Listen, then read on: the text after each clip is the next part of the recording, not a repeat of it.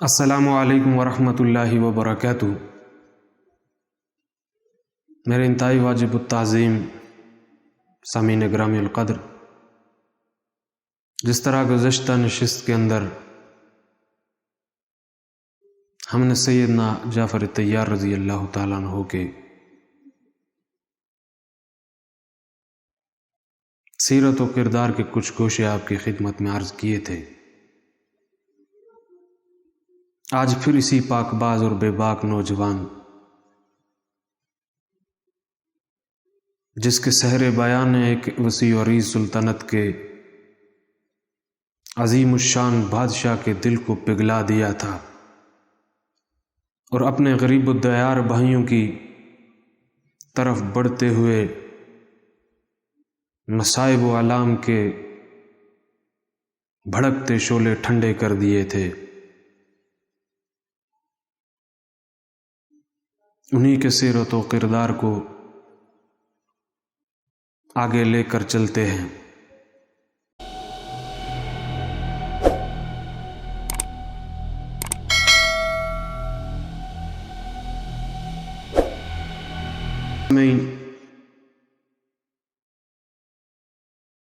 اب پہلے دن جب قریش کی سفارت کو اتنا بڑا دھچکا لگا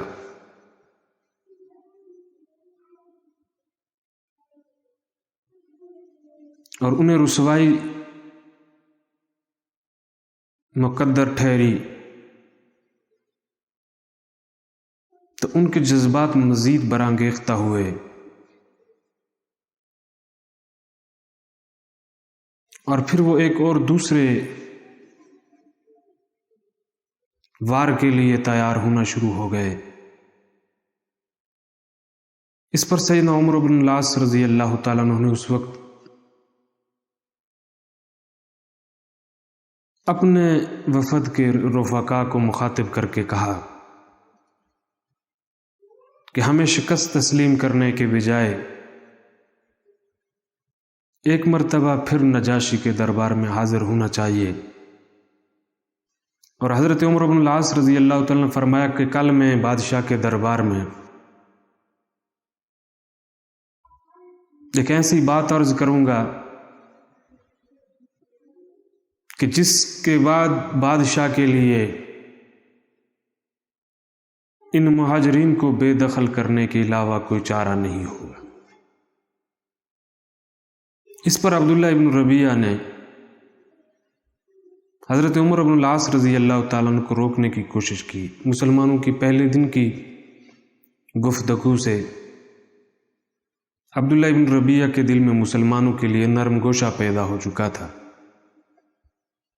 انہوں نے حضرت عمر بن العاص کو مخاطب کر کے کہا کہ عمر رہنے دیجئے، یہ ہمارا خون ہے، ہماری برادری ہے، ہمارے بھائی ہیں، ہمارے اوپر بھی ان کے کچھ حقوق ہیں، ہمیں اپنے بھائیوں کے مخالف اس حد تک نہیں جانا چاہیے۔ لیکن بعد میں سیدنا عمر بن العاص رضی اللہ تعالیٰ عنہ کو اسلام میں جو شرف اور بزرگی حاصل ہوئی ہے اور اسلام لانے کے بعد کسی بھی اہم موقع پر جناب رسول اللہ صلی اللہ علیہ وسلم نے سیدنا عمر بن العاص رضی اللہ تعالیٰ عنہ اور سیدنا خالد بن ولید رضی اللہ تعالیٰ عنہ سے زیادہ اعتماد بالخصوص حرب و ضرب کے معاملے میں کسی دوسرے پہ نہیں کیا ہے۔ لیکن اس وقت مسلمانوں کے خلاف اس قدر سیخ بات ہے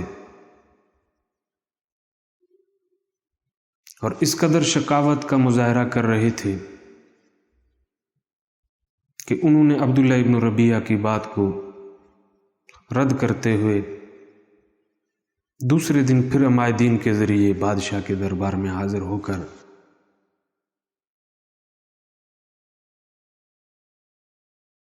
ان مہاجرین کے متعلق کچھ مزید ہوشربا انکشافات کا ارادہ ظاہر کیا۔ اس پر بادشاہ نے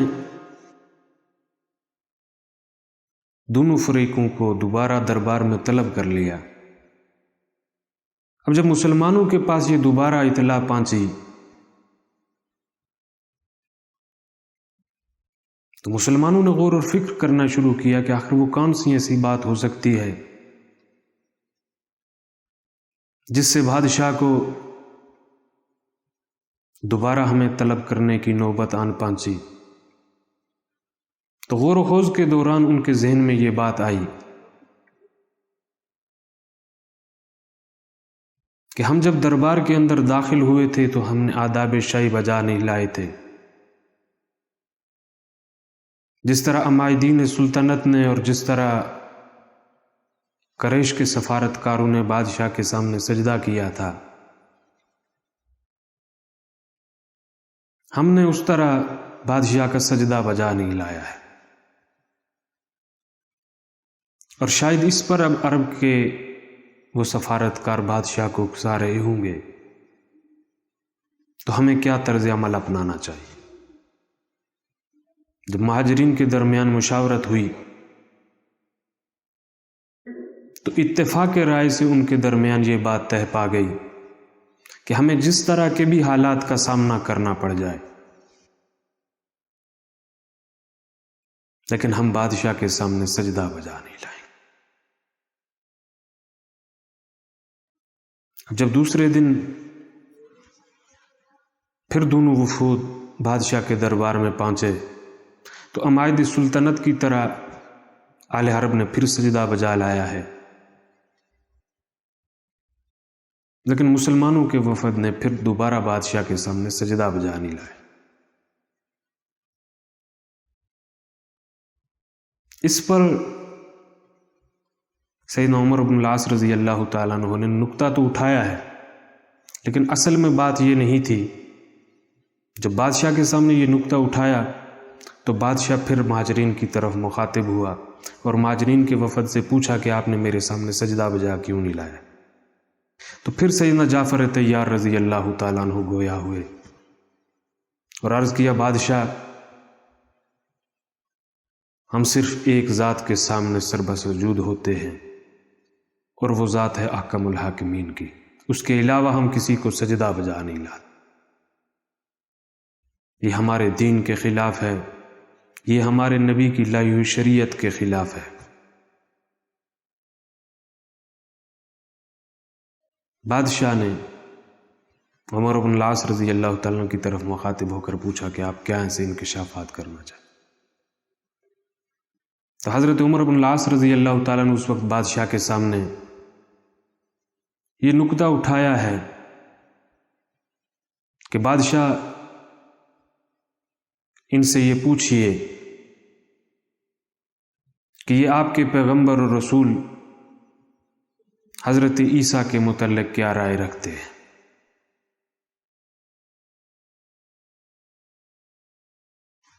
بادشاہ مہاجرین کے وفد کی طرف متوجہ ہوا اور حضرت عیسیٰ علیہ السلام کے متعلق ان سے استفسار کیا ہے۔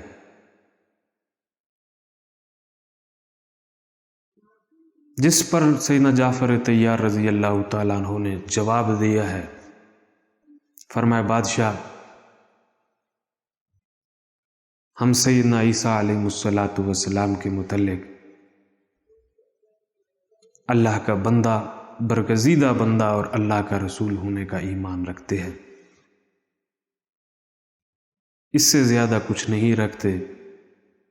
کیونکہ ہمیں ہمارے نبی نے یہیں تک تعلیم دی ہے۔ ہم انہیں رسول برحق بھی سمجھتے ہیں اور اللہ کا بندہ سمجھتے ہیں۔ اب یہ بات شاید عیسائیوں کے عقیدے کے خلاف تھی، لیکن اللہ رب العزت نے حضرت جعفر طیار کی زبان سے یہ جملہ اس انداز میں ادا کروایا ہے کہ بادشاہ پر پھر گریہ طاری ہو گیا۔ اس پر چونکہ عمائدین سلطنت تو ناک بھویں چڑھا رہے تھے، لیکن بادشاہ کچھ دیر کے بعد جب اس کیفیت سے نکلا تو اس نے عرض کیا کہ یہ واقعی اللہ کے نبی صلی اللہ علیہ وسلم کے جانثار ہیں۔ ہماری کتاب مقدس کے اندر سیدنا عیسیٰ علیہ السلام کے متعلق جو بات لکھی گئی ہے وہ اس سے نہ ایک حرف کم ہے نہ اس سے ایک حرف زیادہ ہے، وہ اللہ کے بندے اور اللہ کے رسول ہیں۔ گرامی القدر سامعین، دوسرے دن پھر جب اس سفارت کو جھٹکا لگا تو اب بادشاہ نے حکم دے دیا کہ آل عرب کی طرف سے بھیجی گئی سفارت کی طرف سے ہمیں جو بھی تحفے طائف دیے گئے ہیں وہ انہیں واپس کر دیجیے، اور مہاجرین کو مخاطب کر کے فرمایا کہ آپ کو اگر ہماری سلطنت کے اندر کسی بھی قسم کا کوئی مسئلہ ہو،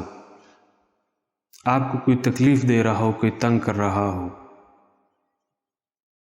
تو اس پر جرمانہ کیا جائے گا۔ آپ بخوشی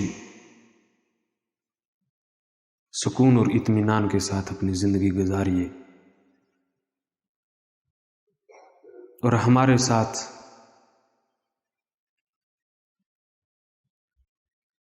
رہنے میں ہم اپنی تمام تر توانائیاں آپ پر صرف کر دیں۔ گرامی القدر سامعین، اب مسلمان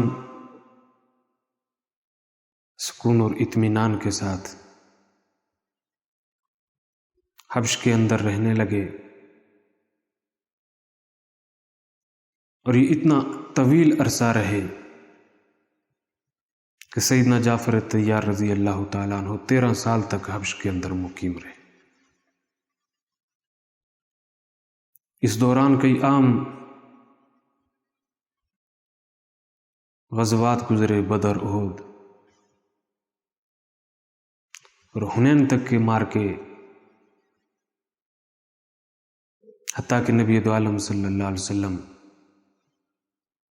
خود ہجرت فرما کر مدینہ الرسول بھی چلے گئے۔